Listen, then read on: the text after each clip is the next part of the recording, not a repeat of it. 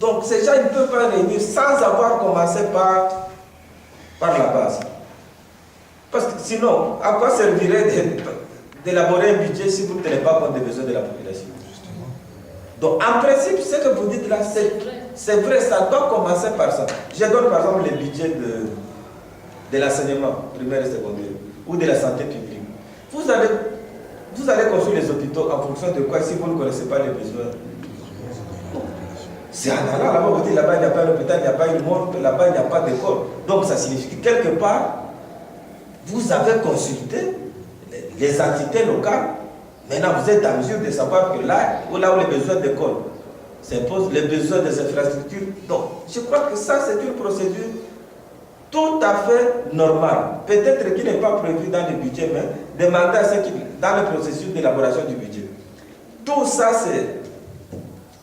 c'est recommandé avant l'élaboration du budget. Maintenant, la participation dont vous parlez, moi, je vais peut-être en parler de l'autre. Ce que nous avons vu au Bénin, je ne sais pas si c'est à vous, société civile, d'apprécier. Quand les tenants du pouvoir, c'est-à-dire l'exécutif, a élaboré les budgets. En suivant tout ce que vous dites là, ils sont allés à la base là, pour consulter les besoins. Ici, je parle du Bénin. Maintenant, ils viennent avec un projet de budget qui est élaboré suivant votre procédure. C'est-à-dire les députés, je ne sais pas comment nous vivons ici. Quand on dit que les députés vont dans les vacances, tout ça, c'est pour récolter justement les doléances de la base. Donc c'est en fonction de ça qu'on peut élaborer. L'exécutif, la même chose.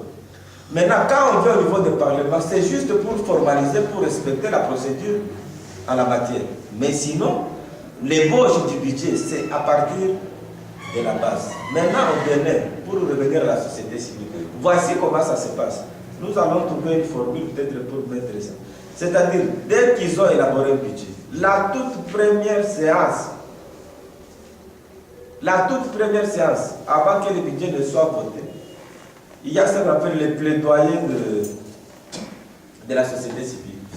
Donc on appelle tous les OCS, syndicalistes, tous. Ils viennent dans une plénière. On leur distribue le projet de budget.